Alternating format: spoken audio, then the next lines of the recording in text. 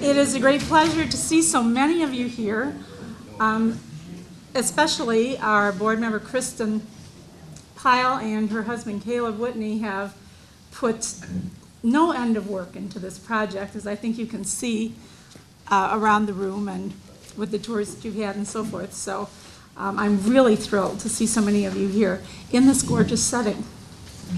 I like downtown Bailey's Harbor too, but this is really great. This is our third event of the summer, and I'm afraid I have to cover just a little bit of Historical Society business before we start the actual slideshow. Oh, Microphone. Talk louder. Can't hear you back here. Microphone. Should I hold it, Laddie? You want to give her one of the PA house mics?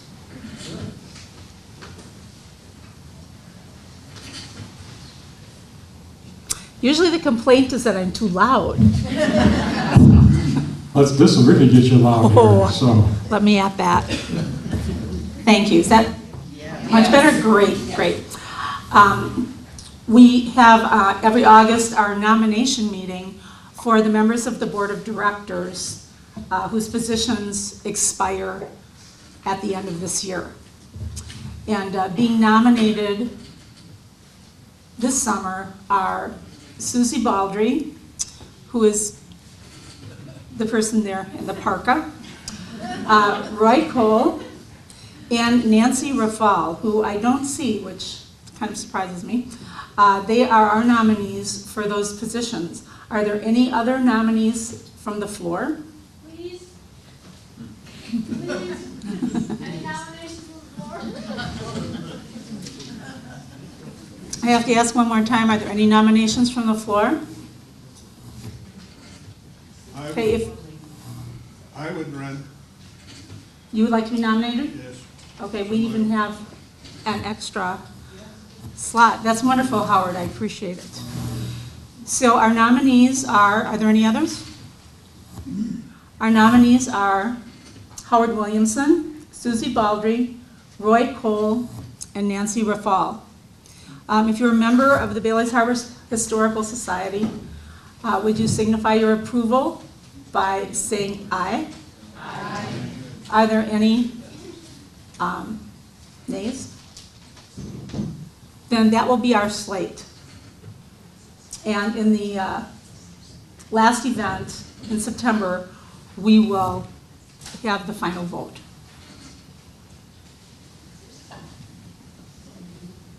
And I'm just checking. I usually have a thing to put my notes on, and I don't here, so I have to look hard. A couple of other little business things. Susie has our sign-in sheets. They're on clipboards, and she'll start one on either side of the room. Would you please sign your name and whatever contact information you care to share? A lot of you, we have your contact information 50 times already, so don't you worry. But if you'd like us to have it, put it on the right-hand side. We need to have a record of who attends our events. If we apply for grants of money or other benefits, generally they like to know that you actually are out there doing something as opposed to just sitting around writing grants. Another little tradition that we have is we usually pass the hat around during the program. And Unfortunately, some unknown person forgot the hats today. So, well, actually, we will pass the basket. Brilliant, Susie. Well, and you could pass the bag on the other side. We were gonna pass this, but this is gonna be one of our prizes that are drawing, which I'm hoping everybody buys at least one ticket tonight before they leave. But we didn't wanna take any chance that there was some brownie fingered using the basket. Excellent. So that'll be wending its way also during the You wanna tell them what it's for, program. the basket for? Well, the basket is just, it's for money that supports our programs. We're working on archiving collections that we have, and I was just in the archiving catalog yesterday. You just wouldn't believe it. Just to keep our postcards or photographs, in a pristine condition. They need to be put in sleeves and they need to be protected, and every one of those little items is just more expensive than you'd believe. We also have the raffle of our community quilt going on tonight. It's a beautiful quilt on display over here. The product of many quilting sessions on the weekends this past winter.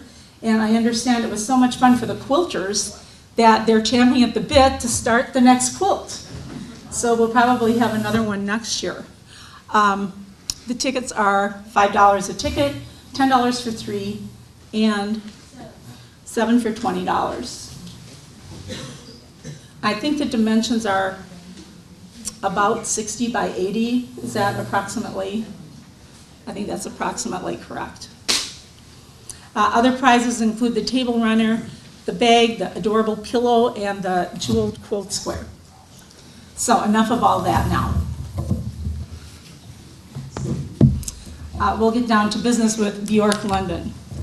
I have to say thank you up front to Mark Briesman and the people at Bjorklunden. They have been so forthcoming with information, with artifacts, with making us welcome, and allowing us to have our meeting here in this beautiful space. Mark, it was great of you to do. Mark will be doing our program tonight, and he has slide number 1 up here. I'll turn the mic over to him in just a moment. Afterwards, if you have stories to share or questions to ask, I know there are a lot of people here who are descendants of or related to Bjorklunden personnel from way back when. And those are the kinds of stories, that we just love to hear. We love to hear the local connection to Bjorklunden, which is now, what is it? What would you call it? Is it a branch campus or a? It's the northern campus. The northern campus of Lawrence University. So Mark, let me give this to you, unless you have your own.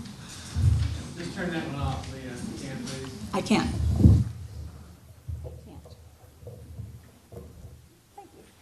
That one's off. Is this other one on? Well, mine is. Can you hear me, though, through the microphone? We might have to move that up a little bit. Is that any better? Should I walk around like this? All right, I'm very excited to be here tonight. I am Mark Briesman, and I'm the Associate Vice President for the Alumni and Constituency Engagement Office at Lawrence University. We'll practice that later. But part of my duties still involve Bjorklunden. And this is where I started my job for Lawrence back in 1997. But enough about me. You're here for Bjorklunden history tonight. I'm going to give it to you from my perspective. So you'll get a little bit of my story interweaved with the whole story that I've been able to put together over the years that I've been associated with Bjorklunden. And then at the end, as Leanne mentioned, we'll share some stories, because I'm always excited about learning from you and other things that are going on in the room. But for now, as soon as Christy pushes that button, we're going to go back in time to 1928. And we're going to walk through that gate. And am I in your way if I stand here? This works all right? Okay, so go back to 1928. This is the Chapel Lane Gate. At that time, of course, it was called Muckian Road. But Carlton Vale, he was an insurance underwriter from Highland Park, Illinois, was looking for a place to build his summer home. And he and his wife, Winifred, found this property. They found 330 acres over a mile of Lake Michigan shoreline, and they paid $2,000 for the whole thing. Now, what do you get for that? About this much or something? I don't know what you get for $2,000. But anyway, so they bought that, and Winifred immediately gave it the name Bjorklunden vid sjön, which is Swedish for birch forest by the water. This was a shoreline back in the day. They had all these birch trees that were still on the shoreline. So that was the name that Winifred gave it. They began building their summer home in 1929. Frank Oldenburg was the builder on this, and it was always just a summer home. They never spent winters here. And here's a shot of it. If anybody were wandering around today, you can see that this tree is a little bit bigger now, and so are all these. But this was taken before the servants' wing was added to the main lodge. The studio is still there, but this is an older shot before the servants' wing was added. And this is how the house looked for many years. I'm sure many of you in this room have seen that house. And this is the quintessential shot. Actually, Roy Lucas took this shot back in the early 60s, but this is pretty much how the house looked for many years. This would be the lakeside part of that. This slide was taken in the early 1980s. So an interior view of the house. Some of you probably never got into that house, but we're going to see a lot of Winifred's artwork. Winifred was a self-taught artist, and anywhere there is basically any sort of spare wall space, she would put oil to canvas and put up a piece of artwork. And it would either be some interpretation of a Bible story or some Scandinavian myth that she would put into artwork. And so these are going to be all over the house. Now there is one exception to that artwork and Bible study rule, and that's this one.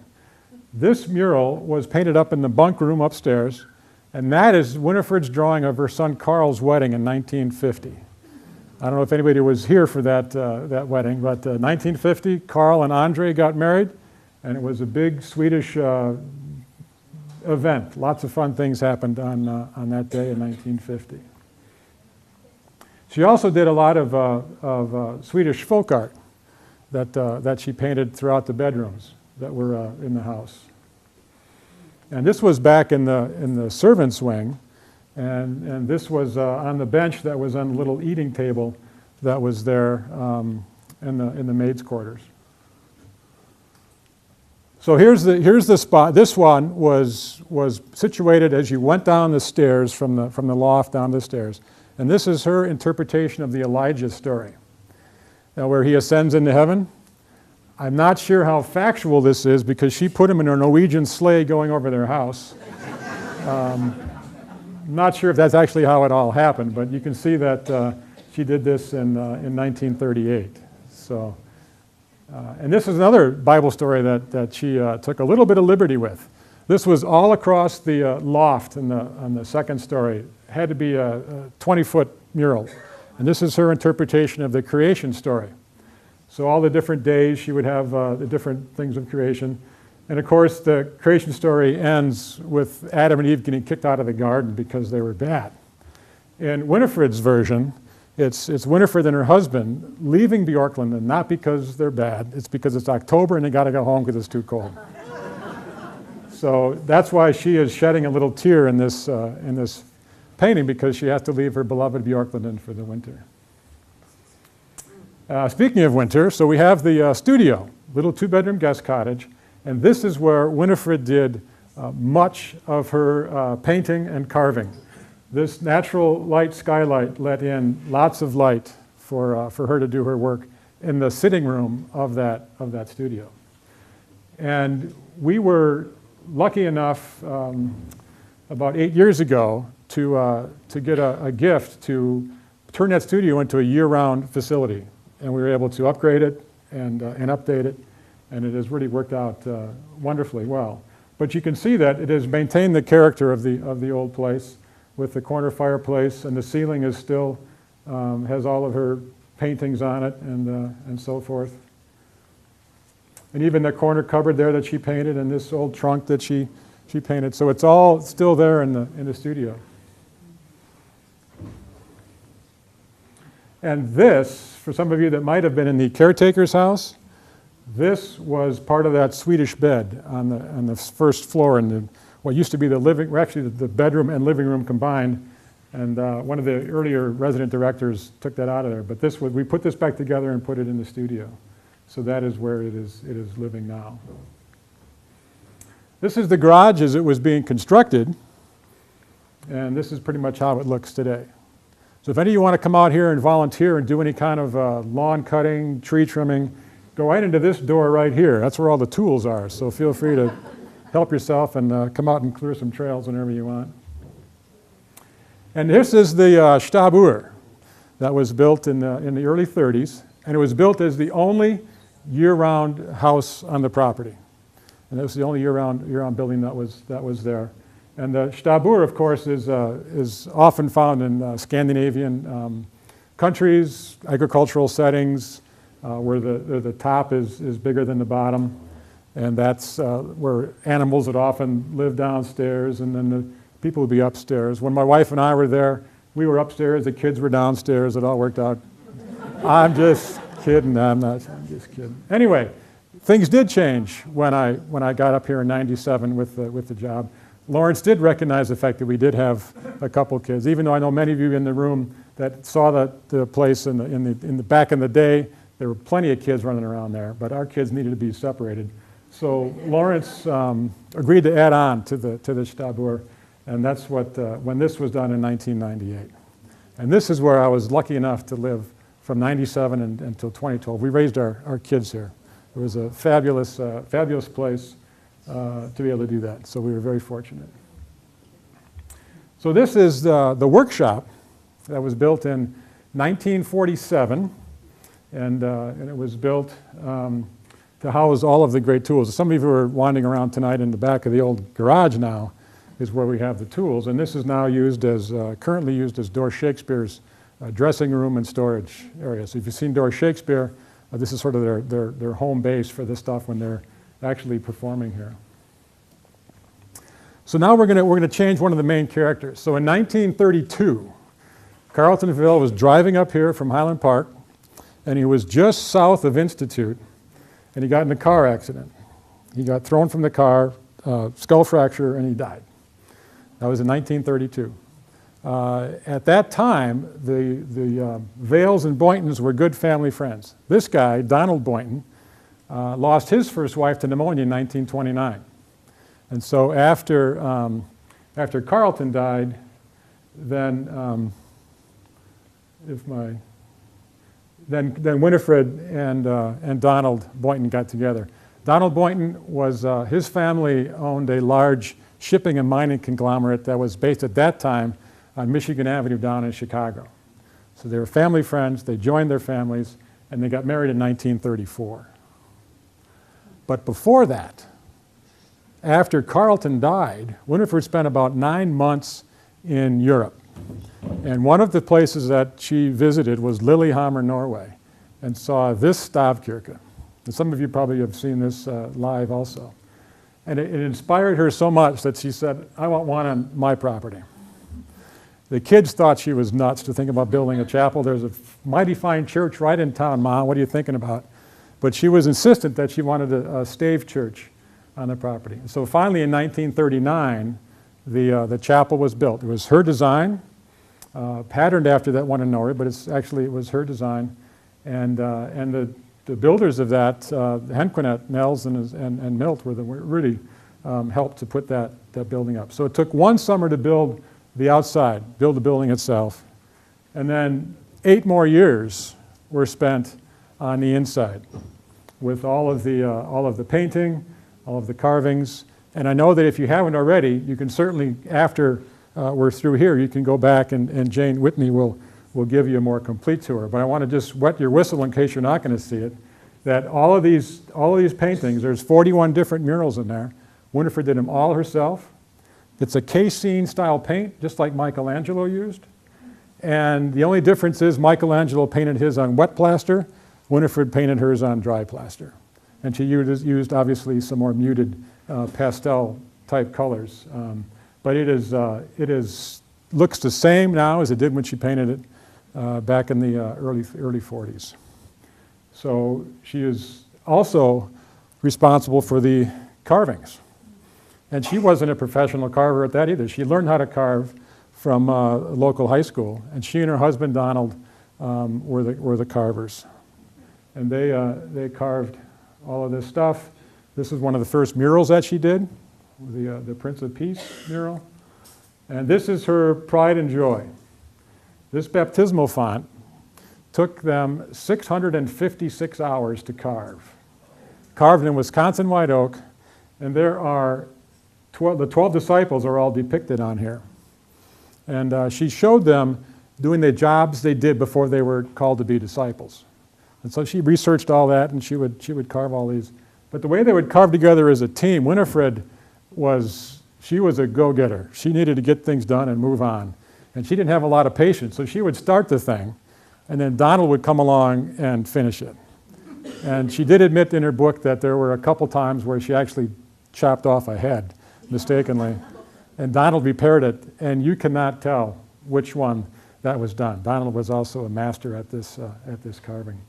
So the baptismal font is their pride and joy. This is a shot, I believe it was taken around 1953 to commemorate her book. After she had that published, she had 5,000 copies of the original book published by Reinhardt. So if you have an original one by Reinhardt, that's worth something. And she signed quite a few of those. So that's really something else. We have since reprinted them on Lawrence University's press. But wait a minute, how'd that get in there? That's the one I wanted to show you. So the Boyntons were very proud of that chapel, and they would dress up and give tours on Mondays and Wednesdays. They'd have Vesper services in there on Sunday afternoon, so the local community could really get a chance to use that. But Winifred also had an interest in gardening. I think many of you people in the room know of Hedwig's role in this whole thing. And so Winifred, besides being a concert-level pianist, a painter, a carver, actually an author, she also had an interest in gardening. I don't think she ever slept, but some of you can talk about that. And this was the garden back in the early days. And you can see even the tennis court in the back. And that was actually a very big source of pride for them, because it was one of the only hard surface tennis courts in Door County at the time. And in fact, talking to Donald's daughter, Zan, she commented oftentimes about the tennis parties they would have, and when Basil Rathbone's son and daughter-in-law were over at Peninsula Players, they would come over here and play tennis. So it was a very fun place to be. And you can see they like dressing up like that on occasion. You can try one of these on if you want to dress up yourself. There's one over there by the door. But anyway, you'll see as we go through here that there are a number of these little Tomten. And Winifred carved those. And they are happy little trolls. So they're not the grumpy trolls. These are happy Tomten. And she actually carved each one after a friend of hers. So imagine how proud you'd be if this was you. Not sure what his job was, but she had someone else, and I don't know where the slide went. There was someone else that she had actually running across the gate. And that was a friend of hers, Frank Knox, Secretary of the Navy, and she depicted him on the fence running for office. But by the time Lawrence got here in the early 70s, the Tomten had been stolen long ago, so they're gone. They're not around anymore. But they're very colorful. And this was the garden as it transformed. And this would be probably in the early 60s, I would guess, that this was taken. And again, you can see how colorful those Tomtens are. So the gardens were just a very special place. And when Lawrence acquired the property, it was just grass, and all of the fence had rotted away, and there was really all that was left was this stone. And so we gradually, over the years, have done different things. This is an old slide, but if you haven't been in there recently, Doris Shakespeare has transformed that garden into a wonderful Shakespeare garden. It is just great, but it still maintains the original stone that Winifred did back in the day. So just giving you some perspective of how this whole thing looked. This would be this was an aerial view in 1977. So here we have the lodge, and here's where the servants' quarters are there. And the studio is right here. There's the garage, workshop, and the caretaker's house is up right over here. And the chapel is right in here. We're in a building right over here. So for many years, the Vail and Boynton kids would come up here on occasion as they could. Winifred's daughter Edith Vail was a music teacher out in New York City. So she would come for summers on occasion. She never married, and she died the same year that Winifred did in 1974. Carlton Vail was her son that got married. We talked about him already. And I actually got to meet him a couple different times, talked to him on the phone, and he died in the late 90s. And they never had any kids either. So the Vail side is now done as far as Bjorklunden is concerned. Here's a picture of Carl and Andre on their wedding day. And these are the Boynton kids. So these are and Donald Boynton had a lumber camp kind of thing up in the UP, and when they got together, they had to give up one or the other, and you can see that Winifred won that one too. So Donald gave that up, and they came here, and all of the kids were all only kid that I knew was Zan. So Suzanne Boynton Myers was her name.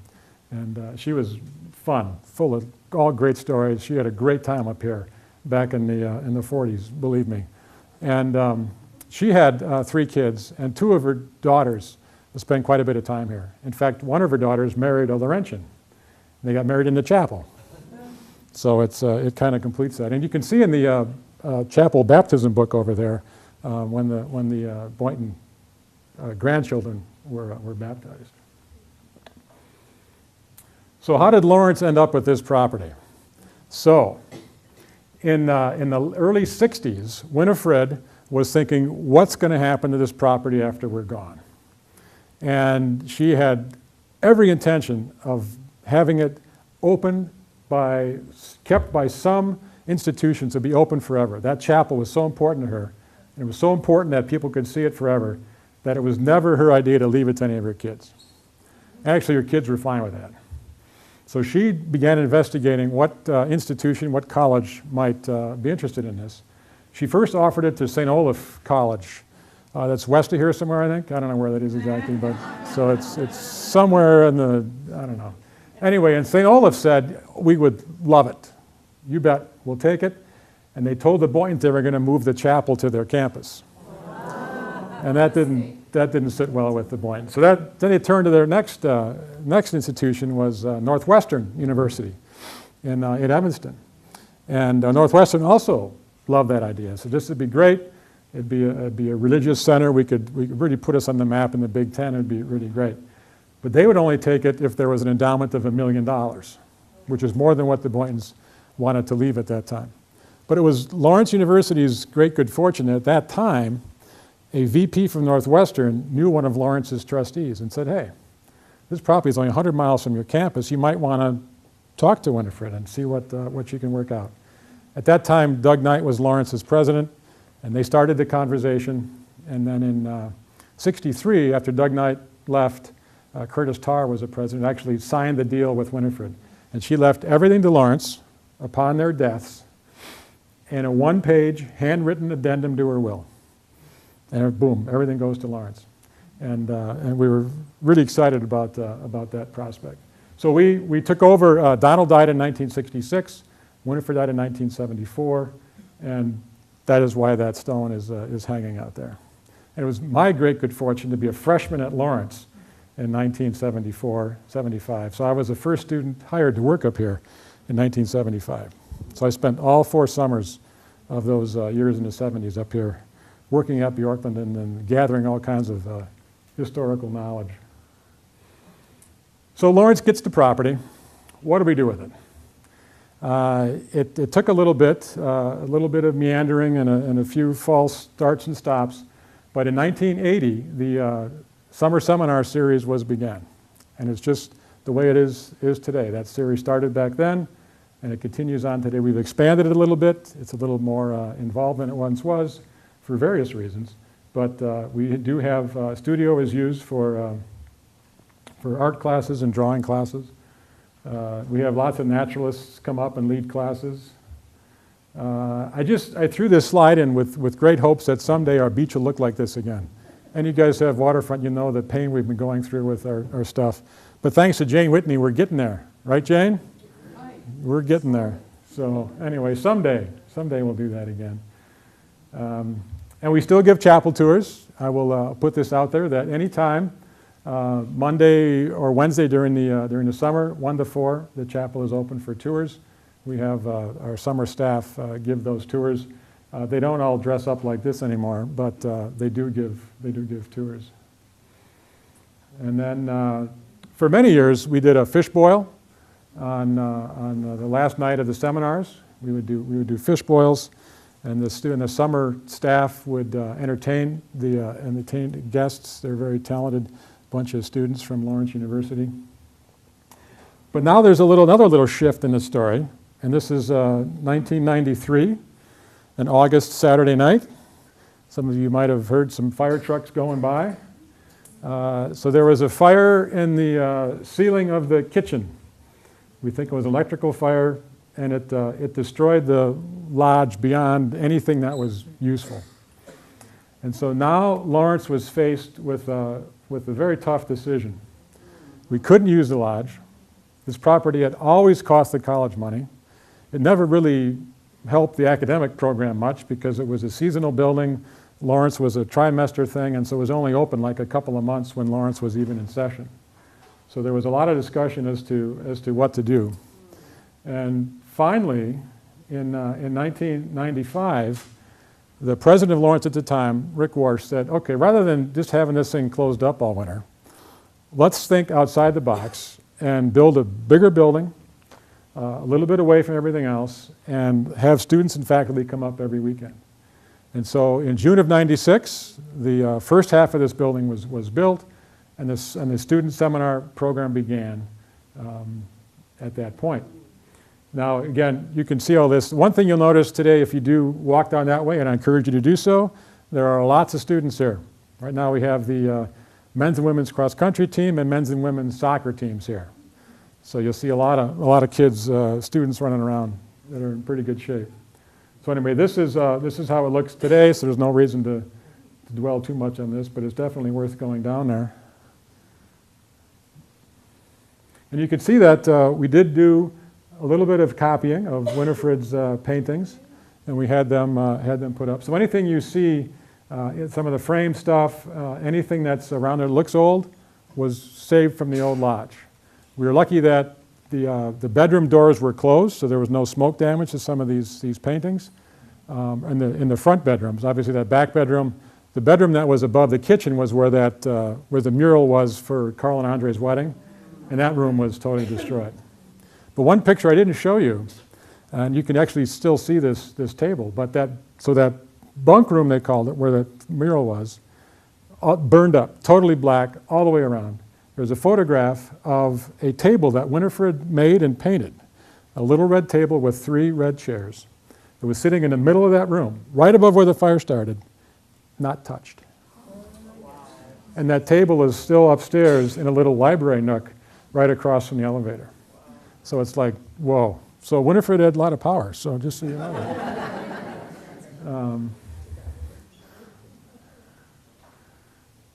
Okay, so we get the dining room, and then in the bedrooms, I think they're probably all going to be filled with students, but we have bedrooms with bathrooms in each one. So you need to know that when Leanne talked about where I worked, what I was doing, so this is called a northern campus. We have a southern campus in Appleton, which is actually a little bit bigger than this one. And the chapel's a little bit bigger too. But we do academic things in both places, and we do have chapels on both campuses. And some of the things we get to do with these students, they'll come up here they'll get here around 8 o'clock on Friday night and leave at 3 o'clock on Sunday. In the meantime, they can do things that they can't accomplish on campus. They can work together with different departments. They can get a lot of different things that go on. This actually is an example of the Model United Nations, where the students come up on a Friday night. They get broken up into different countries, given a world problem to solve, and by Sunday afternoon, they've solved that problem. If only it was that simple, huh? We can do archaeological digs just off the south end of the property here. There's remnants, there's artifacts from Native American tribes from long ago. The art department loves coming up here and doing things. And I assume that there have been many of you in the room that have taken advantage of our Sunday afternoon concerts. Whenever the conservatory is up here, they will put a free concert on Sunday afternoons, generally at 1:30. And I would say of the 10 weeks during a term, 4 to 5 of those weeks, there's a free concert on Sunday afternoon. And if you want to learn more about those, we'd send it out by email, and Kim would do that. You can either give me an email address tonight, or we can take care of that and put you on our mailing list for our concerts. Now, who recognizes this? I don't know, it happened right out in front of Bjorklunden. I found this slide, and what I talk about is that this actually was the first way that Lawrence was thinking about bringing up their students. But it didn't really pan out, so we had to forget about the plane. But I don't know if anybody ever saw that, but that was an amazing thing. And the seminars are still going on today. Not all of them include that much wine, but we do have some wine. Some wine seminars. We bring in instructors from all over the place, all over the globe actually. Terry Moran is flying in from Iraq. He's an ABC Chief Foreign Correspondent. He's teaching here next week. He was on TV, I believe, on Monday in Iraq. He'll be here talking about some of the issues that he's covered in the past year. This guy, Jonathan Greenwald, is the second in command of International Crisis Center. He was in Brussels for many years. Now he's back in DC. But he's coming the first week in September, and he's talking about what's going on in Iran. That is his forte right there. So we try to get topical seminars here. All right, here's an overview. This is 1996 when this slide was taken. So here's where the old lodge, the old house was there. Chapel is here. So we're somewhere around in here, but this is before this part of the building was built. There's a parking lot, and you can see here where the tennis court was. This is where Shakespeare is now. And there's the garden. The caretaker's house is out this way, and then the road out to the highway is this way. So who would have thought, so the place was built in 1996, by 2002 it was too small. There were waiting lists for students, waiting lists for the seminars, and lots of local groups couldn't get in because we were too full and too busy. So we started a campaign, a $4 million expansion campaign, to more than double the place in size. So this is the old line right here, and this is the new part on the first floor. Here we are in this room, and then the second floor goes that way. And this kind of gets tucked back in the woods, so you might not even notice how big this is, but this goes back there a little ways. So this is what is making us much more efficient today in our usage. I'm just going to quickly show you the way it is. You don't have to walk around there tonight, but this is the new wing that heads off to the south. I guess I have to get new batteries for this thing. And we tried to duplicate the decks, and this is off of the, here's the entryway we just came in tonight. Here we are tonight. 2 weeks ago we had the Jazz Fantasy Camp. Maybe some of you were here for that. We do that every year, which is fabulous music here in this room. We also have other seminars. We have theater productions. Last December we had a couple of theater productions in here. That's a lakeside seminar room. Students can do research project with the mudroom. You've seen the catering kitchen right here. Bedrooms are all the same. And the staff lives right here in this building. So we put all the 10 student staff members together here. The conservatory is up. We give them practice rooms. And then we fought this for a long time, but we admit that there's now a need for computers and Wi-Fi. So the whole lodge is Wi-Fi, but we still have real big cell phone issues here. So if you ever come here for a seminar, don't plan on getting on your cell phone right away. And we have the observation deck that looks out over the trees. And a few years ago, we had a couple come for the seminar. I mean, the way they travel is the guy, he has a little plane, and he'll fly his plane wherever they're going, and then his wife then follows behind in her camper and drives. It's like, huh? But so he was here a little while before she was, because they live in Alaska. So he got here first, and I encouraged him to fly around and take some aerial photographs. So this, obviously, you recognize all this, Ann Clam, and here's the marina at Nelson's. As we're looking north, here's, depending what you call, either Mud Bay or Moonlight Bay. And then there's Rowley's Bay up there. And then the Cane Island Lighthouse is right there. But this is what it looks like for us. This would be about probably 6 years ago. So here it is done. All of the dark trees, this is all Bjorklunden. And this, of course, recognizes Maxwellton Braes. And here, look at that beach now, huh? Ooh, good thing Jane came along. Anyway, so we're in this room right here. And you can see how much it's grown in since the last shot that we took just in '96. This is where Door Shakespeare is. Of course, now we have our nice fancy road that is there. Years ago, if anybody walked this property, there were eagles' nests on this property. And Winifred refers to that in her book about how much they enjoyed having the eagles on this property. And so it's fun to see eagles back in Door County again. And if anybody was here, and it must have been in the late 40s or 50s, I wish I had a better shot of this, but this was a birdhouse. And that birdhouse was an exact replica of their house. So the Purple Martins had a house just like theirs to live in. This is not part of Bjorklunden, by the way. I put a couple of these in just to remind myself to tell you that Bjorklunden does lots of trips. And in connection with Lawrence University. In fact, there are some of these people in this that you might recognize that actually go on these trips with us. This was a trip to Italy, and this was the Duomo and the Campanile, and that is right where we were staying in a hotel. Anyway, we do lots of these trips all over the world. We're going back to Italy next April to go to Milan, Venice, and some northern lakes. But wherever we go in the world, we always see dragons. When I see these dragons, I think, think about Bjorklunden. I think about all the dragons that Winifred had carved back here at the chapel, at all the buildings and stuff, and it always reminds me of home. So here we are back at Bjorklunden with Winifred to thank for all the things that we have together. So we appreciate all of her talents, and I do hope that whenever you see the sign, your friends see the sign, that you turn in and you come and visit us. So that is it. Thank you very much.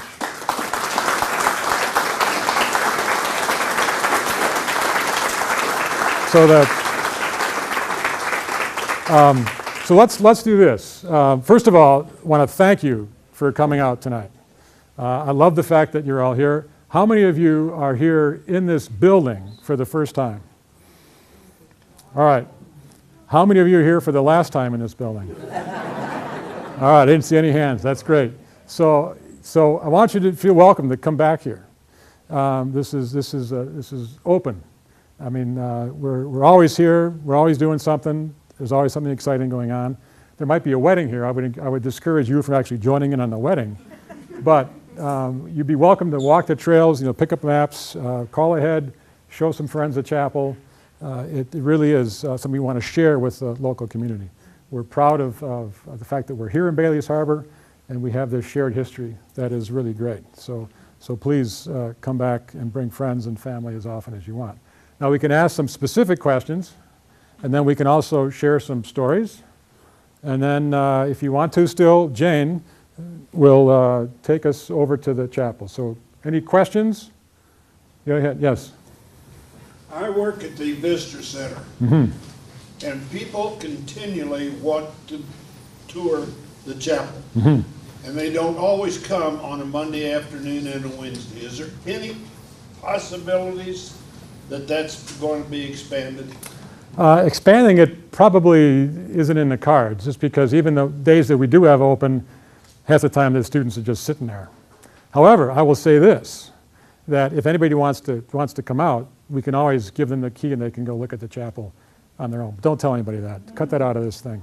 But you can, We get a number, and Mary's here too, and I know, we get a number of people, and then we tell them, well, it's Wednesday or Monday, and it's Right. Tuesday, and they're going home. right. If they want an official tour, that's when it is. Yeah. If they want to come out and see it, they're welcome to come out. And all you have to do is ask Kim, Sam, myself. Somebody just And- come to the main office. You bet. Very good. You bet. That's great, that's very generous, thank you. Right. I just- Well, it's something that shouldn't be hidden. I mean, Winifred wanted this to be seen, and that's what we want to do. So, absolutely. Yes. What's the estimated value of this 425 acres now? Do you have any idea? Okay, so we did expand from our 330 to 425. We had to put that road in to keep our Max Holton Braes neighbors happy and our Chapel Lane neighbors happy. So we had to put this road in and buy 80 acres and do all this stuff, which it works out perfectly. I guess the value would fluctuate. A couple of years ago, my brother is a math guy, actuary guy, and we walked the entire shoreline. And just for fun, we figured, okay, how much did we just walk on? At the time, this was before 2008. At the time, we figured it was over $19 million if you just took the shoreline itself. Right. Are you interested in making a purchase? I mean, we could. No, Lawrence is. House up north. That's where you go. So no, we're happy to have this much, and the shoreline has never changed in all the years. It's been that same way all the time. Yes, Bill. Mark, tell us about the wind turbine. So if you noticed, either looking on 57 or coming down our road, there we have a wind turbine that actually was started by a student, a senior experience project for a student at Lawrence, who wanted to research what it could save Bjorklunden in energy costs to put up a wind turbine. So he did a lot of research on how much we were currently spending, how much the kilowatts were, and what we could do in different directions. And through his research, it inspired a number of folks that, yeah, this is worth it. And then we did a little mini fundraising campaign to raise the money to do it. In fact, we got in, the deadline for this grants with the energy program was like a midnight on some October date. We got it in at like 11:59. So we were the last grant in the door to get $200,000 from the WPS fund. So we were able to get that, plus we matched it with other funds, and so we put that wind turbine up at no cost to us. And so everything that we do, we save, it's about $10,000 a year we save in electrical costs for the wind turbine. Mark, would you ask how many people here tonight have had family or know someone who works? Okay, that's our next thing. Okay, so I'm really curious to know how many actually worked here. How many did some fun things while you were here? So we have some. And what was your role? I was their last maid. Fabulous. Did you live in, or did you come back and? Well, my family's home was right through the woods to the west, so it was, when I wanted to go home, I would just walk through the woods. And tell us who you are. I'm Nancy Barnowski. Very good. And that was, what years would that have been in Nancy? That would have been 1963. It was my first real job in York County. I was 13. Before that, I picked cherries, all kids did. And I worked for that whole year with them. Sometimes I stayed in the maids' quarters. I always, every Wednesday late morning, I would do the flowers for the chapel. One thing I remember about the Boyntons that I tell people it was very endearing is I think it was every Thursday, it might have been Wednesday, but I think it was Thursday, they would go to the theater in the garden, and at dinner time they would dress to the nines, just beautiful gown and furs and very dressed up.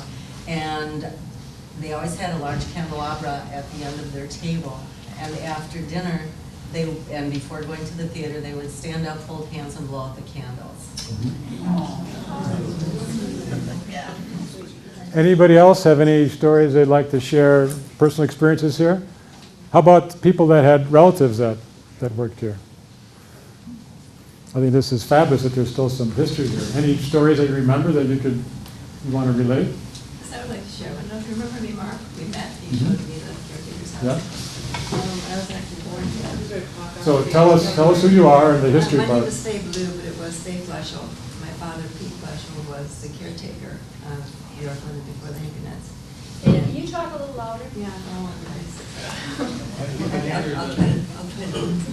But anyway, I only lived here a year, so I don't remember it, but I've heard some stories. And my father was actually here from 1930 to 1942 as caretaker. In the book, Faith Builds a Chapel, he's only mentioned on page 5 as a caretaker. There was, before the chapel was, I think he was here just when it started. And Mrs. Boynton, I should start, let me go back a little bit. When my mom and dad, Martha and Pete Fleschel, first became caretakers, they had 2 boys, Richard and Russell. And shortly after they moved here, Alan was born. And then it was 9.5 years before I was born, in 1940. And during that year, my mother became pregnant with my younger brother. And we always called her Mrs. Boynton, even my folks. And she was always referred to as Mrs. Boynton in our home. And she came to my father and said that she did not want a caretaker that continued to have children. And I don't know if there was much choice. Well, there probably was a choice, but it wasn't the right one. And so my father, according to my brother, took it to mean that he was either fired or she wanted him gone. So, but my brother said that he thought it was because my father always wanted to be a farmer and took this as an excuse. So my oldest brother, being 14 at the time, he said he cried like a baby because he did not want to leave here. And they then moved to Egg Harbor to a dirt farm where this, as you know, the caretaker's house had all the amenities. And my brother was born there. And from there my father became a farmer and a Watkins salesman. And some of the people in this room may remember him as a Watkins salesman, but that story goes around our family. My father was also peeved that Mrs. Boynton did not give him a copy of the book. You can have as many as you want. I think my mother probably found it later and bought it. I don't know. It's rather old, so maybe they may have purchased it. That was not my father's choice to buy it. Maybe you got stories too? Because Glenn and I share a grandmother. And Susie. And Susie. Our grandmother was Hedwig, and she was a gardener here. And my grandmother lived with all us, my mother and my brother and myself, all the years I was growing up. And Mrs. Boynton would come to the house, because we didn't have a car, and she would come to the house and she'd pick Grandma up every morning faithfully at like 8 o'clock in the morning. And then a lot of times, Grandma would take me along, and Mrs. Boynton had a cart, and I don't know, Mark, is the cart still here that? Parts of it. Parts of it, huh? Okay. She had this huge cart, and I was very little, maybe like 6, 7 years old, and my grandmother would pull me around the grounds here in this cart, and I was always told not to pick the flowers because that was something I loved to do. But she loved working for Mrs. Boynton. She, it was a big part of her life, these gardens, and I just have really good memories of this place, and to see how it's come so far, and it means so much to many more people now. So anyway, I have great memories. I have a memory, it's not an old one. My husband was a carpenter, and one morning Joe Hoffensberger, who was probably the first director after Lawrence flooded, called my husband at 6 o'clock in the morning. We didn't know the man, and he just said, "Gene, I heard you're a carpenter." "Yeah." "Well, we got a problem, the floor. We went through the floor in the kitchen, and we've got a party coming in tonight. Can you fix it for us?" And Gene said, "Well, I got some other jobs, but I'll come down and look at it." So he went down and looked at it. Needless to say, it was just a crawl space. And Gene said, "Well, we can do it, but I'm going to need a helper." So Joe changed his clothes, and between the two of them, by late afternoon, they had reinforced the floor temporarily, so that night they could serve and entertain. And so it's not an old memory, but it was quite. And so after all those years, or after that, Joe and his wife had become very dear and close friends, and so it's one of those little. And one of the things that Joe mentioned was that the community was so involved in maintaining this place and being a part of it, and that continued even when it was taken over by some outsiders. So that was always the thing, outsiders, but there was always that feeling that community really, really wanted this place to continue and be the jewel of our town as it has been and continues to be. So our thanks go from us who have lived here our whole lives to Lawrence to have done such a beautiful job of maintaining such an awesome thing. How many small communities like ours have the ability to have this type of people coming into our community and who genuinely care and have made such an effort to maintain what is such a gift. So thank you.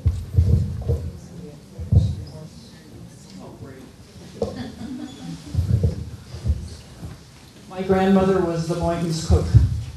And I don't know for how many years she was a cook, I just don't know. I remember coming up here in the 50s. Grandma had every Thursday off, so we would meet her at Bunda's in Sister Bay, if any of you remember Bunda's. And she had her hair done, and then she'd spend the day with us in Ellison Bay. I'm a Newman, we're from Ellison Bay, and no longer live there. We're in California now, but I come back whenever I can. But Grandma would spend Thursday with us, and then Mom would load us all in the car, and we'd bring her back in the evening. And I would see Donald Boynton a lot with his dog. He had like a Rin Tin Tin dog, and its name was Bjork. And he had it on a leash all the time, but we could pet Bjork, that was a big deal. And Don was always out in that garage, and the doors were open, and he was doing some kind of woodworking out there. And then Grandma also had Sunday afternoon off, so again, Mom would put everybody in the car, and we'd come up here. But we got to walk everywhere, and Grandma was one of the servants, so she was in the servants part of Bjorklunden, and she took care of since she was the cook, it was a long, narrow kitchen, and then next to that was her little dining room. It was very small. The colors were wonderful. And then next to that, she had a very small bedroom with a single bed. And she would come from California in April and stay with us in Ellison Bay and come to work here in May and stay until the end of October, get on the Greyhound again and go out to California, where she would stay with 2 of her sons and with a daughter. So she didn't have a home of her own. She was from Jacksonport, Desjardins, and a French Canadian. But anyway, she would stay with her kids, and then ended up in California again, staying with kids. So she would meet with Winifred one evening or morning, I'm not sure, a week, and Winifred would tell her what she wanted to eat, this meal, that meal, that. I don't know who did the shopping, but then Grandma did all the cooking. So it was just a treat to be able to come up here as a kid and run around. I've been in the chapel many times, and even after she had retired, I would come in and peek in her bedroom window or look in the kitchen. It was just so much fun to see where Grandma had been. What was her name? And her name. Tell us her name, please. I'm Ruth Newman. I'm from Ellison Bay. And your grandma's name is? Eva. Eva Elaine Desjardins. And Hugenroth. She married a German from Sister Bay. Any other connections? Any other stories? Any other questions? Yes, my dad was Nelson. That's right. You got to talk into this, though. Tell us who you are and who your dad was. My name is Barb Henquinette Craigie. My Uncle Milt was the caretaker for many years. We spent every Thanksgiving in that house. And my dad was Nels Henquinette, who helped build the chapel. And he also built a replica of it from the original lumber, and it's at the Sturgeon Bay Museum. My 3 sisters were all maids here in the 40s. I was too young, I missed that. But we would have the best time coming to Aunt Helen's and staying in that beautiful house, and I'd help her hang up the laundry because she did all the laundry for the Boytons, and she had a mangle in her living room, and she did all the sheets and pillowcases and tablecloths and napkins, and it was an adventure. Thank you. How many servants were there? I have no idea, I was too young. I think it varied. I know that in Highland Park they had a chauffeur, and he'd be back and forth, coming back and forth here. But as far as the local folks, you would know much better than. And I know there were 2 bedrooms, and when I was working in here, that servants' quarters was where I was stationed, and I used that same bedroom that your grandmother used. That was my headquarters, and they for some reason, Lawrence didn't think it was worthy of me being in the kitchen of the rest of the house. This is back in 1975, where they were, what are we going to do with this place? So I couldn't use the rest of the house. That was off limits. So The sitting room had that beautiful bench that we saw and a nice table and a little fireplace, but no kitchen. So I was able to have a little hot plate, and then I got to do my dishes in the bathroom, in the tub, and stuff like that. So it was very exciting. But the best part was it was all mine. Very few people even came up to that place. So imagine a college kid for 2 summers having that house to himself. It was like, whoa, what happened here? Yes, Lynn. Our 2 children were married in the chapel, and then our grandchildren were baptized there. Do they still do weddings in the chapel? Yes, we still do weddings and baptisms. Yes, absolutely. But you have to, obviously a little smaller, in the smaller size weddings. But yes, we still do that, maybe 20 a year or so. We still do that. So Mark, 2 questions. Were you in on the planning on how what was going to happen here? And in that planning, because it's so obviously that the place is open to everybody because of the Boydens, was that and is it still present with Lawrence University to make sure that it is always open to everyone? Mm-hmm. There's nothing in the will, there's nothing that ties us legally to do anything here that we don't want to do. However, from the very beginning, we have taken the spirit of what Winifred wanted this place to be and have followed that. I think we've done a respectable job of that. I personally was not involved in anything to do with the fire or the building of the first lodge. I was luckily enough, I didn't get hired until early 1997, so I missed all that drama, and thankfully so, because I didn't need to be a part of that. So I was here for the expansion and the other stuff, but not for the initial things. The discussion on campus, as I alluded to before, it was a big deal to figure out what to do with this place. I mean, how many small liberal arts colleges have 400, or at the time 300 and some acres in a resort area? How do they explain that to the trustees? Wow. So we had to really figure out a way to tie it back into campus, and that was Rick Warsher's vision, that we can make this an academic extension of the campus and really do something meaningful with the property. At the same time, then we also had to make sure that it would pay for itself.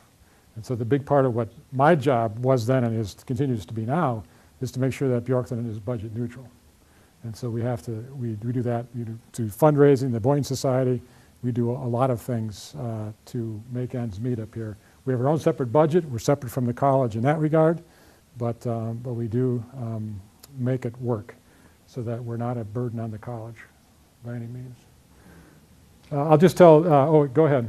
What kind of staff do you have to keep this going? I'm not talking about presenters or musicians. I'm talking about the nitty-gritty. The staff. I'll tell you this. So when I got here in 1997, I was the only full-time person.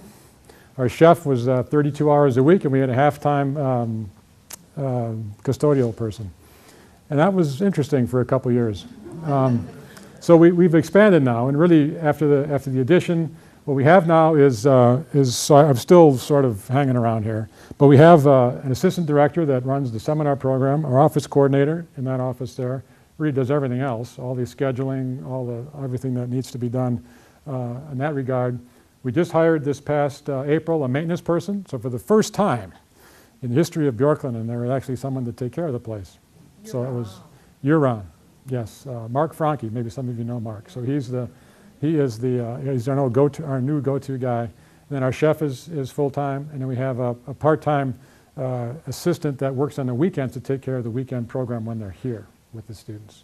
So we're not overstaffed, but we do get things done. Are you doing okay, or do you want to just keep going, or okay, go ahead. It sounds like you're trying to restore the shoreline. How are you doing that? Well, I should have Jane Whitney give a big speech here, but basically the issue is, water is quite low. Right? That results in all the phragmites that has come in, and it's a huge issue with that. But with diligence of Jane and some little bit of spray, we have taken care of the phragmites issue pretty much. Clorapher, you really can't do much with the clorapher, but we've been lucky the past couple of years that hasn't been too much of a problem. So you really have to physically just get in there and do it. Nothing else you can do. So we also deal with other invasives on the property, but this water level increasing this year has been a big help. The best thing to do would be to restore the water level to 1997 levels. That would solve it all. Also get rid of zebra mussels, but that's not going to happen either. I'm amazed at the amount of land, 400 some acres. What are the restrictions that were passed on when Lawrence took this, as far as, I can't believe there isn't any more development?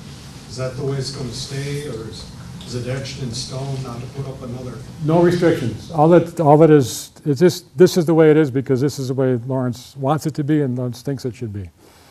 And so this is how, for the foreseeable future, I don't see anything changing with development or anything like that. In fact, the first year I was here, there was a development of 36 acres that was going to put in 8 condominiums right behind Aaronwood. And we bought that land at a sheriff's sale to stop that from happening. So we've actually protected it from anything else that might happen. There's, Christy, go ahead. I just wanted to ask the people who are here who had family or who had worked here to meet me up at the front table, because the Bailey's Harbor Historic Society is going to work really hard at trying to flesh out the Bailey's Harbor side of the Bjorklunden history and try to get a list of all the names of people who worked here and when and what their jobs were, and just kind of take that route in the history of Bjorklunden. So if you could take a minute before you leave to give us your email or your phone number or your mailing address, we'd like to kind of work to tell that side of the story too, because I think Lawrence has done a fabulous job of carrying on the Boynton story, but we'd like to now bring the rest of the Bailey's Harbor story to it too, because obviously people came here tonight and their families have a great love for this property, so if you just take a minute and talk to me, I'd really appreciate it. Thank you. And just going off of that, if anybody has any artifacts, photographs, anything like that in your possession that you'd let us scan, or if you want to get, if you're downsizing and want to get rid of stuff, we will take it all. We'll even pick it up. So if you have anything like that in your possession, please don't throw it away. Either get it to Christy, myself, just drop it off here. But we have an archives, and we take that very seriously. So it would be great to have that. So please don't let that go away. Maxwell and Bray seems to sit in the sort of the middle of this. Was there ever a connection to Maxwell and Bray's, or were they just two separate? To my knowledge, there was never a connection whatsoever. I think the McCardles, right, and that family had it for years. I mean, up until the late '90s. The Boynton property. That was the old family farm. They had the yeah. So there was the 240-acre. There used to be fields in the 70s.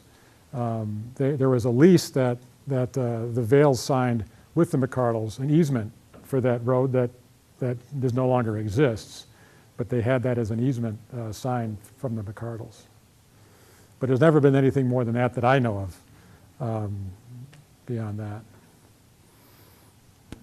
Anything else? I think so. Yes.